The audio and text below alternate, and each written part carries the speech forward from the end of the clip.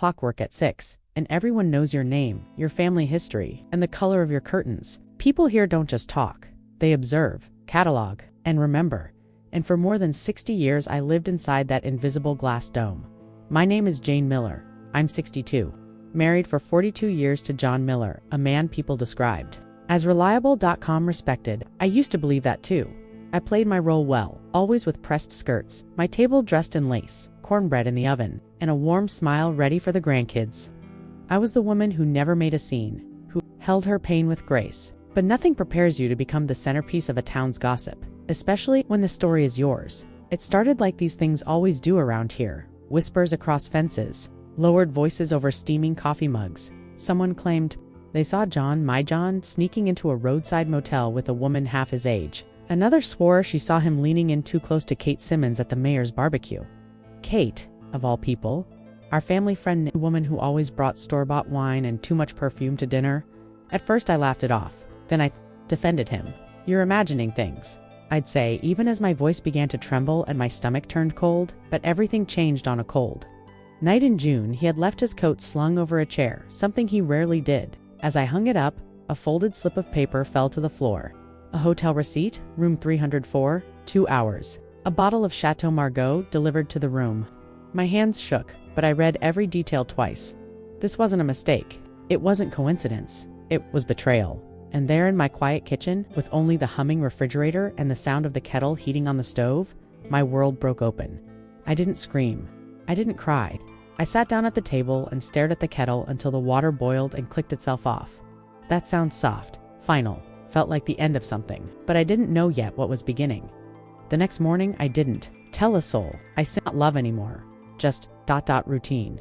As if I were part of the living room rug, useful, silent, and invisible. I didn't respond. I just turned and walked to the bedroom. I closed the door behind me, and inside that silence, something unfamiliar bloomed in my chest. It wasn't sadness. Not anymore. It was a hunger, a need to reclaim something. Not just dignity-identity. Of course, the town knew before the week was out. St. Claus runs on scandal like cars run on gas. People stared at me in the grocery store. Some offered sympathetic smiles. Others avoided eye contact. I heard my name whispered between prayers at church.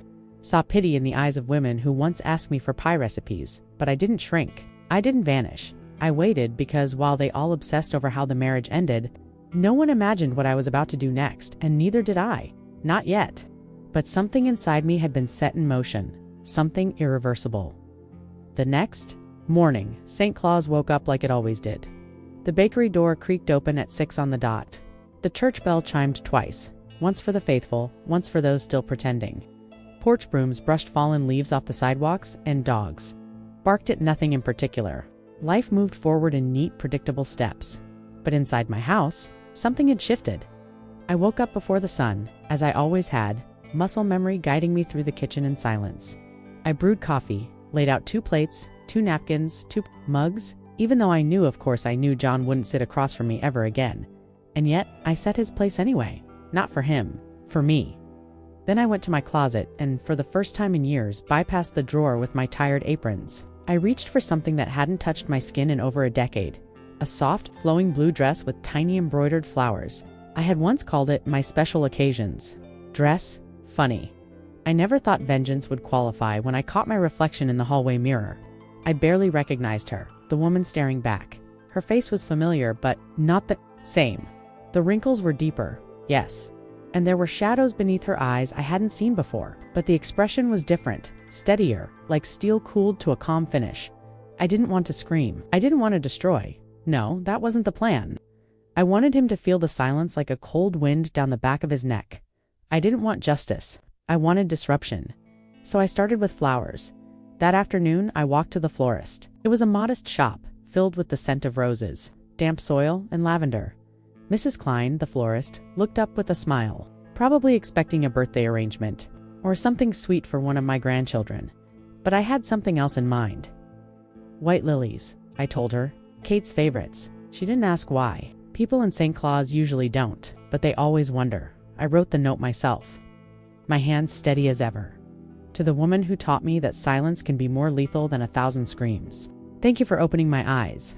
J. I made sure it was delivered during her shift at the pharmacy, where the windows face the busiest corner in town. And as I passed by hours later, just a coincidence, of course I saw her through the glass holding the bouquet like it might explode. Her face flushed pink. She looked around, nervous, lips moving but forming no real words. The other clerks froze, watching the scene with wide, knowing eyes dot by sunset. Half the town knew. The whispers were no longer about me. They say Jane sent flowers to Kate, the mistress, with a note she's lost it. No, I had never seen more clearly in my life. That same evening, I began cleaning the house, but not the way I had for decades. This wasn't the dutiful tidying of a wife waiting for a husband to come home. This was surgical, intentional. Final, I opened the wardrobe and started pulling out John's suits one by one. The navy one he wore to church. The gray one from our daughter's wedding, the one with the lipstick mark I had once convinced myself was wine. I folded them neatly, carefully, as if preparing them for burial. I packed 2 suitcases and lined them up in the hallway, right where the front door creaks when you open it. They weren't just luggage, they were a statement. When John came home, that night, he barely glanced at me until he saw the bags.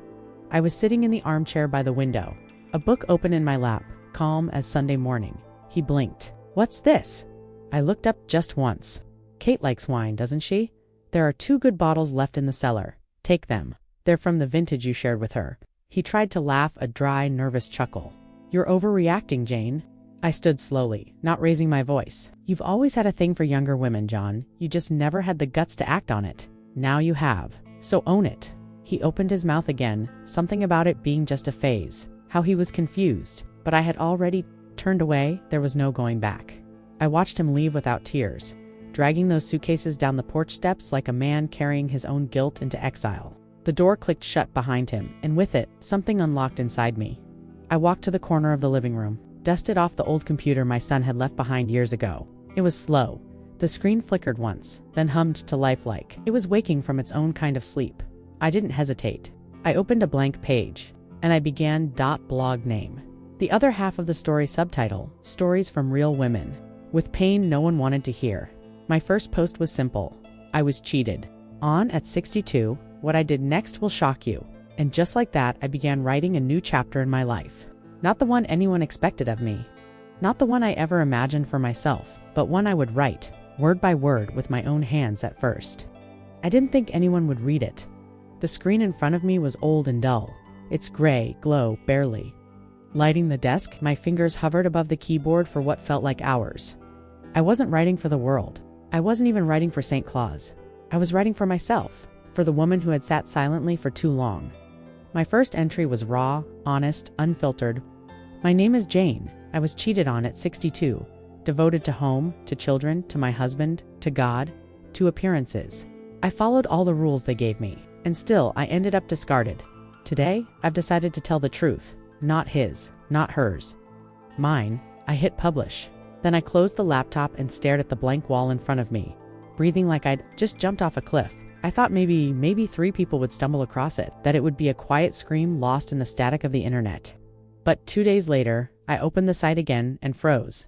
100 views by the end of the week, over 1,000. And then, the comments came. At first, they were anonymous. Words like, "I felt this," or "This happened to me too."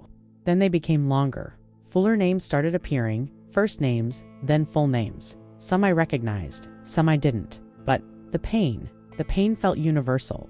Women from St. Claus, women from nearby towns, some old, some young. All of them carrying silent stories that had been weighing down their bones for years. Postpartum depression ignored, desire withered by neglect, loneliness hidden beneath loyalty. About husbands who never raised a hand, but crushed them all the same with silence, with coldness. With dismissal, I sat with my tea each night, reading their words. I answered them not as an expert, but as a sister in war. Soft when I needed to be, sharp when I had to be. I didn't pity them. I stood with them. That's when I created a new section on the blog. I called it Voices of Hope. It became a place where women could share their stories anonymously. I changed their names, blurred the details, but the essence remained. Untouched. And those who lived in town. They knew exactly who the stories belonged to. They didn't need names. It didn't take long. Within a month, the other half of the story became the town's favorite secret, and its greatest threat. The men started whispering in bars. Some laughed nervously, brushing it off as hysteria.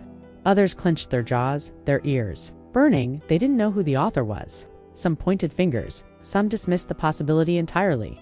You think it's Maria Louise? No way it could be the mayor's wife. No. This sounds like someone who's lived through hell and me.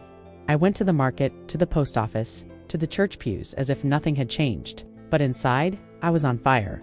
Not from anger, but from purpose. Every night I returned to the keyboard like it was a confession booth.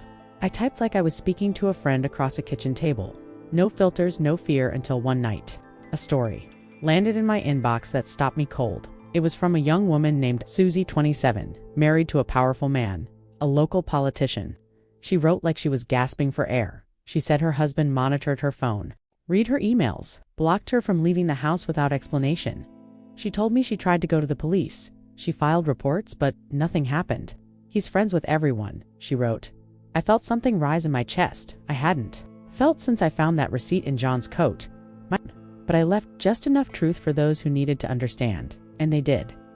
The very next morning, the town practically combusted. Anonymous letters showed up at City Hall, at the police department. Even the church received one, tucked inside the donation box.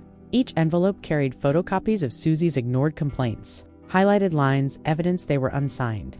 Of course, but someone had spoken for the first time in years, maybe ever.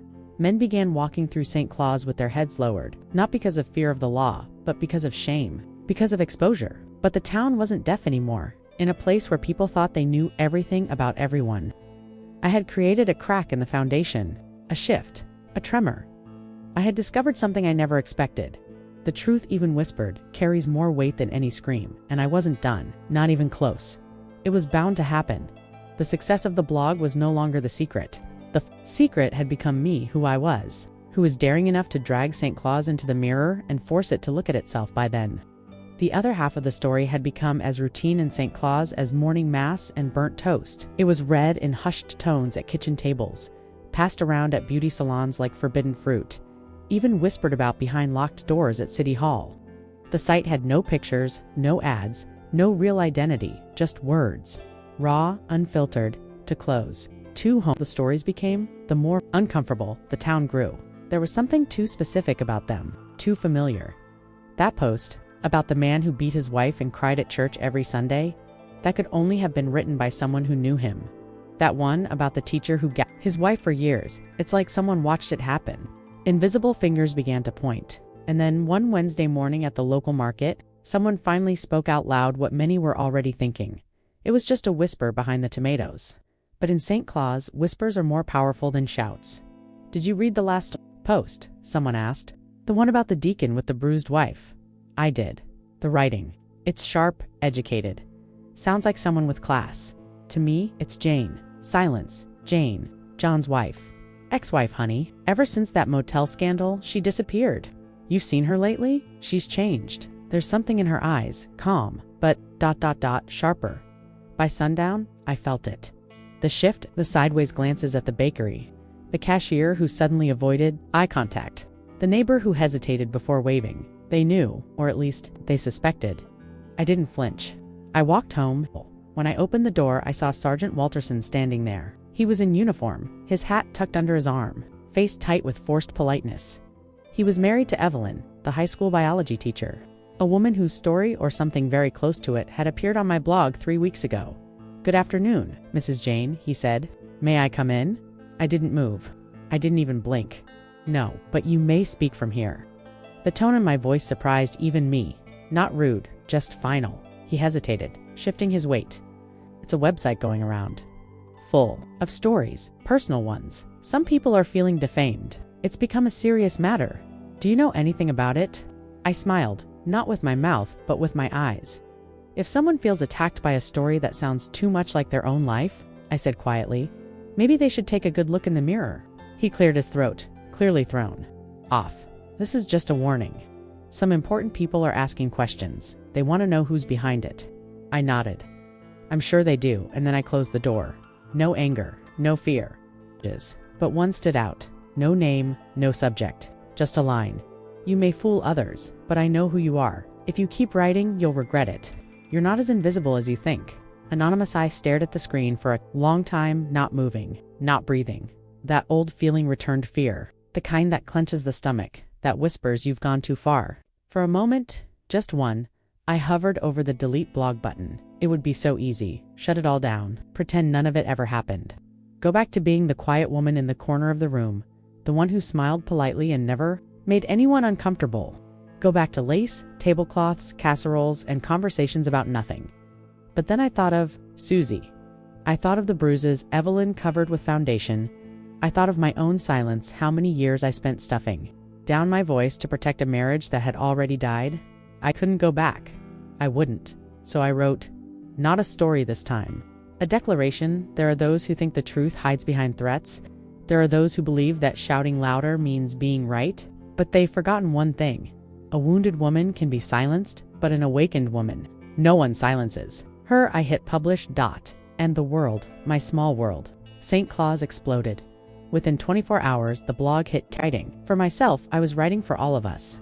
That week, St. Claus went quiet, not a peaceful silence. No, this one had weight to it. A silence like thick fog before a tornado, the kind that crawls into your lungs and settles in your chest. Something was coming. I could feel it in the air, and I could feel it in the way people looked at me.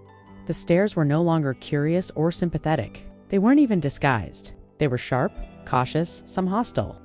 I passed by Mrs. Florence, who used to bring me pies every Sunday, and she turned her back before I could wave.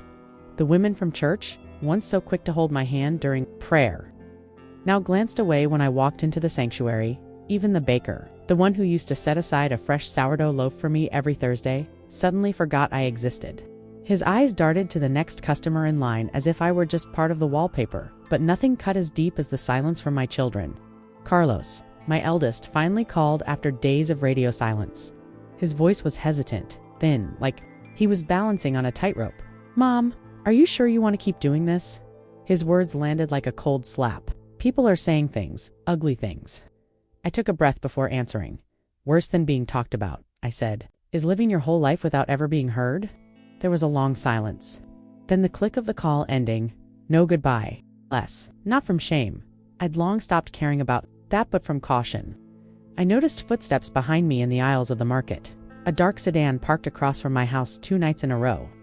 My mailbox began filling with folded threats, crumpled notes. No signatures. You think you can? Play with people's lives. You'll regret it. This isn't a game, Jane, and you're not untouchable. You've said enough. Someone or several someones wanted me scared, cornered, and it was working. For a moment, until something unexpected happened. A knock at the door, and on the other side stood Vera. Vera, the town's reigning queen of gossip, loud voice. But what I saw instead was vulnerability. I'm not here to judge, she said, voice trembling. I read your blog, all of it. I hesitated, opened the door, and that last story, the one about the woman who begged for help and was told to keep quiet, that was my sister. We sat in my living room, no tea, no small talk, just silence and emotion hanging heavy in the air. Vera didn't fix her hair like she usually did. She didn't pretend to be above it all. She cried soft, unfiltered sobs. She died 2 years ago. They called her unstable. Said she was dramatic. Her husband, he was so respected. Nobody believed her.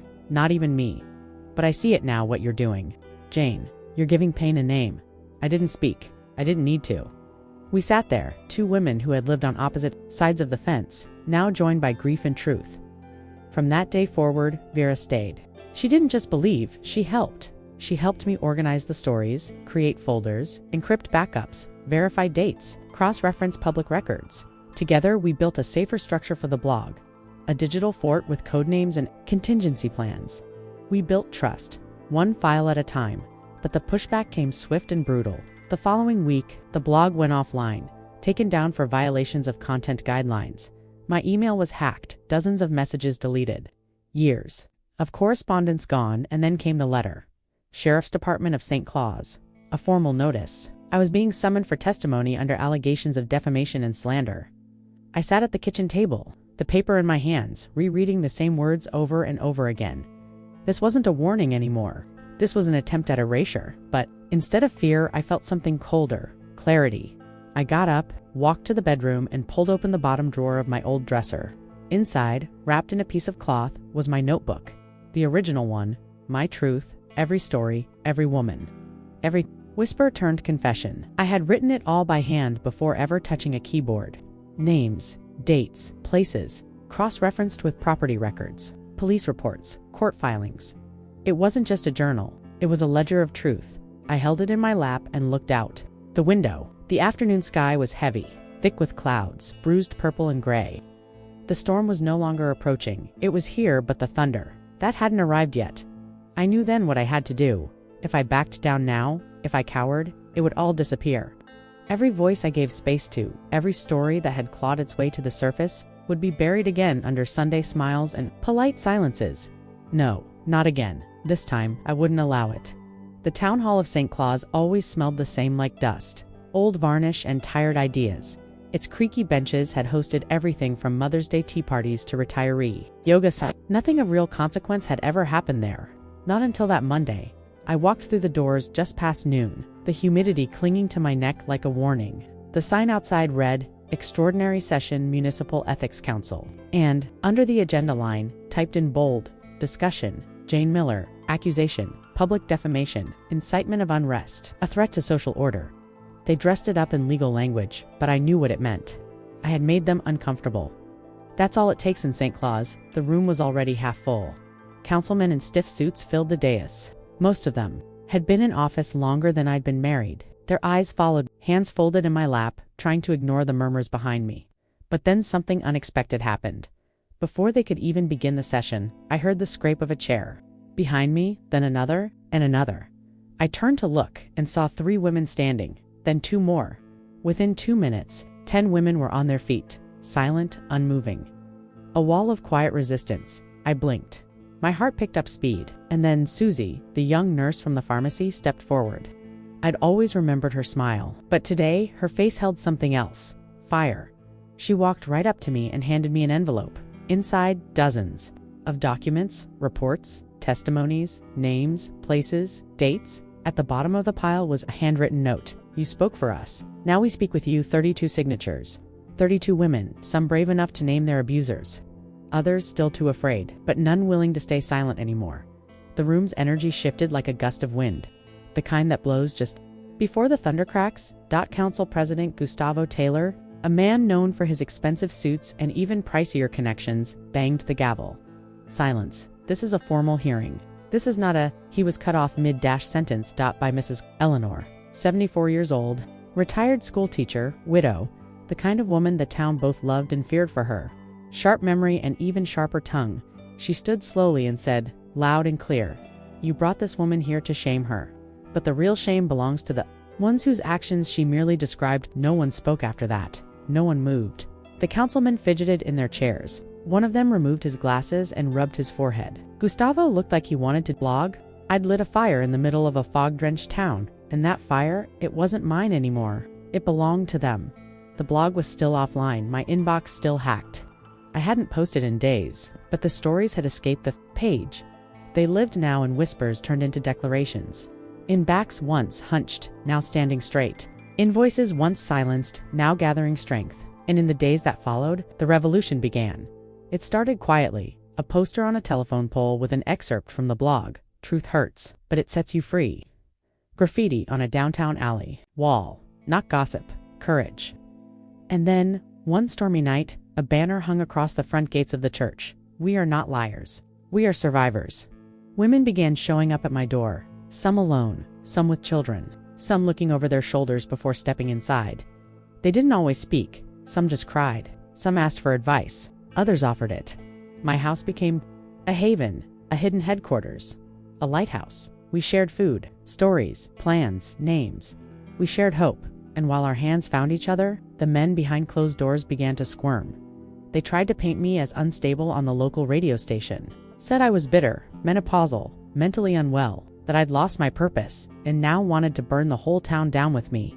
But each time they spoke, more women came, because something had changed. Fear was changing sides. The men, the ones who once laughed in corners and made calls behind backs, began to look over their shoulders.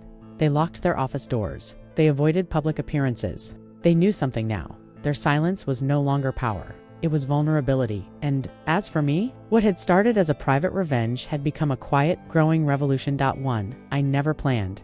One I wouldn't trade for anything, because for the first time in my life, I wasn't alone. And in that truth, in our truth, I was stronger. than I had ever been. St. Claus had fallen hundreds of visits a day. The inbox was flooded. Stories came in faster than we could read them. Vera began coordinating a team of volunteers. All women, many survivors, some lawyers, some social workers, some just willing hands. We started classifying the reports, cross-checking names, creating digital records, and for the first time, we weren't alone in fighting this storm. A regional community radio picked up the stories. They read excerpts during evening broadcasts, carefully disguised, names removed, but the message was loud. A group of pro bono lawyers reached out. They offered legal support for women in abusive situations, and suddenly, for the first time, options existed. I never meant to become an activist. I didn't wake up one day wanting to lead a movement. I was just a woman who'd been betrayed and refused to disappear quietly. But there I was, giving interviews under a pseudonym. My voice digitally altered, my face blurred behind a filter, and still labeled me a threat. Even the church, once a place of solace, now held entire sermons about the danger of female rebellion. They never used my name. They didn't have to, but behind closed doors, something had changed forever. In living rooms, laundromats, hospital corridors, grocery store back aisles, the conversations had shifted. The women were talking, not in fear anymore, but in recognition. They were awake, and there was no going back to sleep. With Vera by my side, and a growing circle of allies, women I never would have imagined, joining me months ago, we rebuilt the blog. This time we gave it a new name, Voices of Hope. It was more than symbolic. It was a rebirth. We hosted it on a secure, encrypted platform hosted overseas. Anonymous, protected. It wasn't just a blog now, it was a system. A place where women could report abuse, share stories, connect, and organize. They came from everywhere, from the narrow streets behind the old train station, from the fancy homes on the hills, the ones with trimmed hedges and secrets behind locked doors, from nearby towns, farms, and even city neighborhoods. For a decade, the city flinched. Then newspapers began calling. Regional headlines asked the question everyone wanted answered. Who is the woman behind the blog that shook St. Claus? And that's when the backlash turned brutal. One night, I was home alone when I smelled smoke. By the time I got to the window, flames had already swallowed half the garage. I called the fire department, heart pounding, hands shaking, not from fear of the fire, but from the message I knew it carried. When they put it out, I saw it. Written on my front door in thick red spray paint. No more trouble. The police came late, uninterested, slow with their pens. They said it might have been a gas leak. They called the graffiti juvenile behavior. I watched one of them smirk as he spoke. I didn't believe a word of it. Vera began receiving anonymous calls. One of our contributors had her tires slashed. 2 women who had submitted formal complaints backed out, terrified of retaliation. One of them cried on the phone with me for 20 minutes. "I'm sorry, Jane, I just can't. He knows where my mother lives." That week I barely slept. I locked every door, every window. I installed new bars, left the lights on at night. I drank tea with trembling hands and wrote Vera, Mrs. Eleanor, the 32. Women from the council hearing. It was about the names I'd never know, the bruises I'd never see, the whispers I'd never hear. I sat at my desk, laptop glowing in the dark, and wrote a post that felt more like a vow than a blog entry. They think they can silence us with fire, fear, or blackmail. But they forgot one thing. We are not just one. We are many. We are all. And we are watching. I hit publish with shaking fingers. The next morning, I woke to something extraordinary. That quote, my words had been printed and posted all over town on lampposts, bus stops, even the entrance of the church. And for the first time since it all began, the town didn't whisper. It stood still. Those who used to mock fell silent. They finally realized we weren't afraid anymore.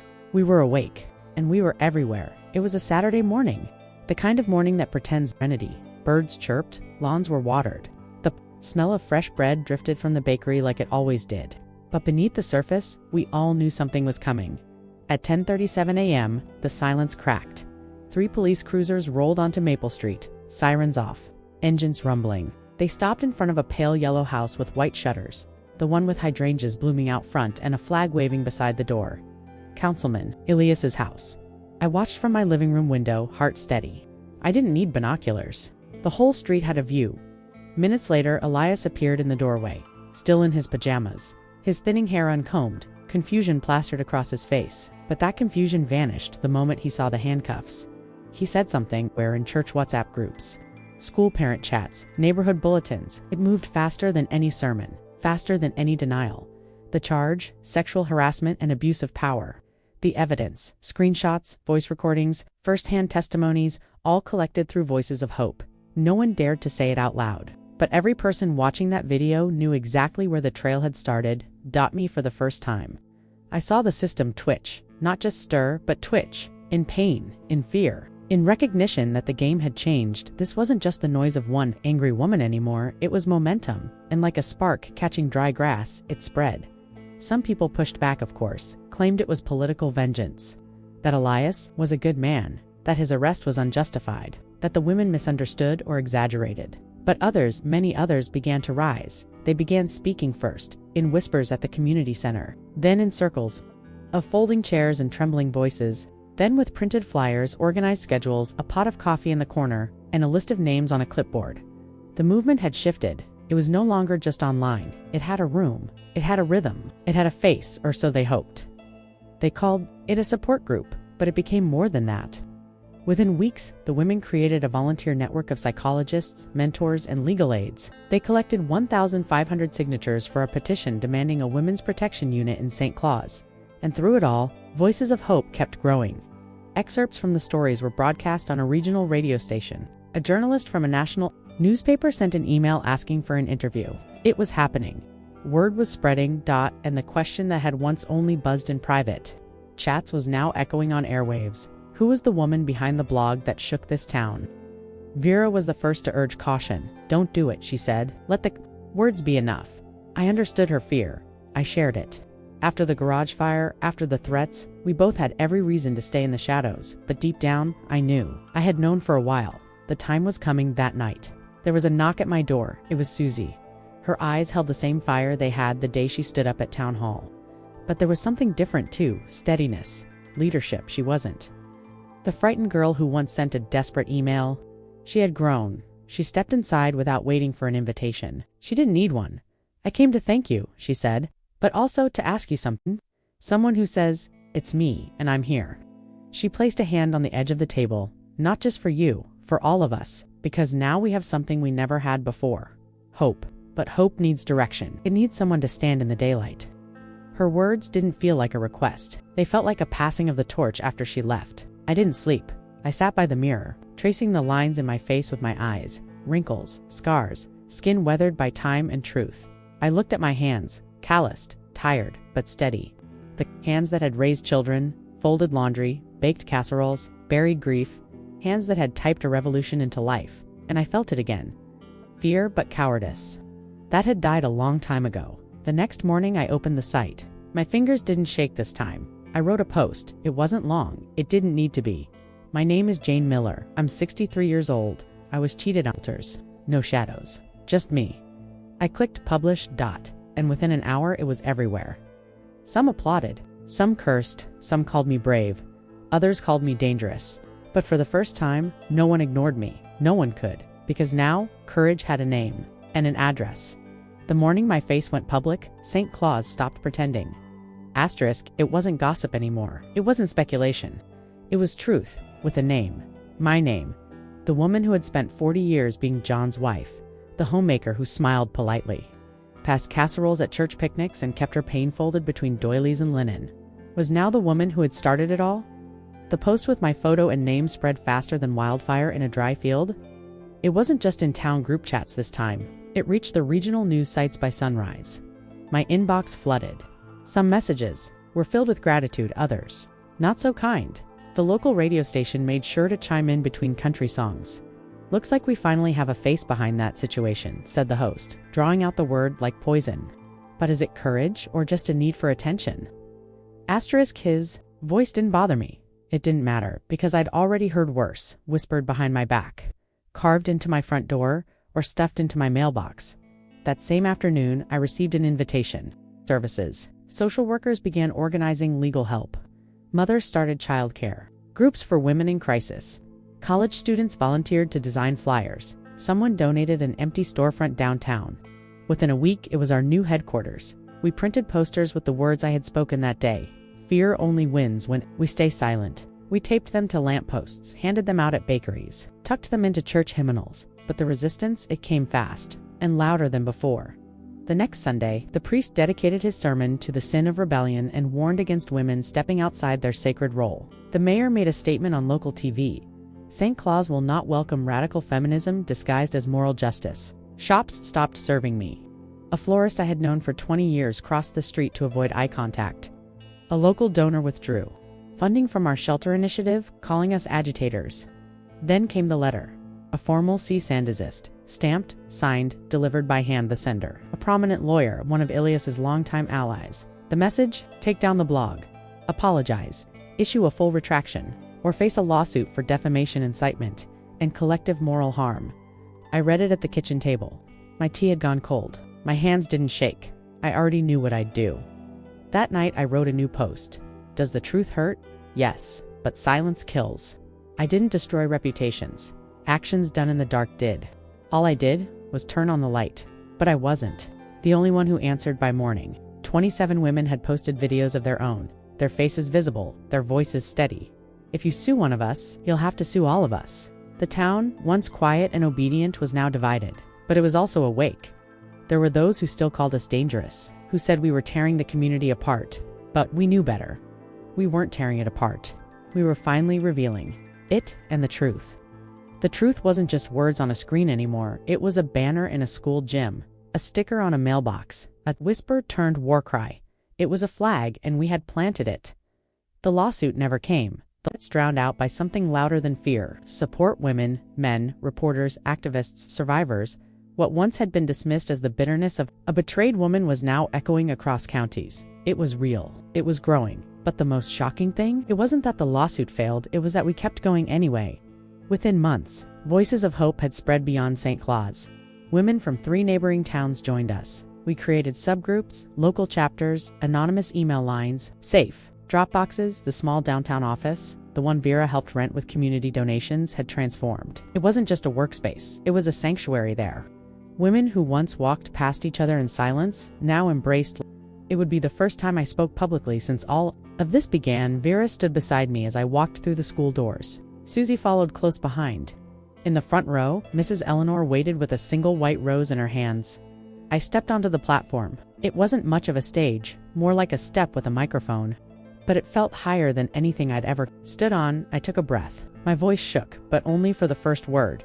For a long time, people said I was just a simple woman, and I was, but I was never just anything. I looked out across the faces, young, old, bruised, brave. We've never been just anything. We are mothers, wives, workers, victims, survivors, and now we are witnesses. This town needs to understand. Pain isn't invented, it's lived. A silence followed, deep, sacred. I wrote in hiding because I was afraid, but now I know fear only wins when we stay silent, and I will not be silent anymore. The applause began slow, soft dot, then it grew dot, and then they stood. All of them. It was in that moment I felt it. The shift. The movement no longer belonged, not above them, not behind them, just with them. The media kept calling. TV shows, award committees, conferences in big cities with bright lights and tighter suits. I declined most. I didn't do this to become a symbol, I told one reporter over the phone. I did it to survive, and somewhere along the way, I realized other women wanted to survive too. But there was something I hadn't told anyone, something I'd been holding on to since the beginning. In the drawer of my old desk, beneath a stack of dried lavender and faded family photos, there was an envelope inside, a full manuscript. My story, their stories, woven together in a single voice. Altered names, protected identities, but truth that burned through every page. It wasn't polished. It wasn't perfect, but it was real. I had written it late at night in the early days, not knowing if it would ever matter. But now it felt urgent. Necessary. One quiet spring afternoon, I sealed the envelope, addressed it to a publishing house in New York, and added a note: manuscript based on true events. Title: The Other Half of the Story. Then I mailed it, and I let it go. Months passed, the movement kept growing. New volunteers came. Young women, college students, daughters of the same families that once shunned me, began organizing self-defense classes, community childcare groups, job placement programs. I was out watering the thyme in my garden when the letter arrived from the publisher. I opened it slowly, hands dirt-stained, heart still somehow steady. We would be honored to publish your story. I stood there, alone in my backyard with bees buzzing around, the rosemary and tears rolling down my cheeks. Not for sadness, for the first time. They were tears of completion. The book launch was held in a small bookstore, nothing flashy, no red carpets, just folding chairs, a coffee urn, and too many people crammed into one room. Women from St. Claus, neighboring cities, journalists, a few skeptical townsfolk, all gathered under one roof. I stepped up to the microphone. I wasn't nervous, just ready. They say what I did was brave, I began. But bravery didn't come first. Pain did.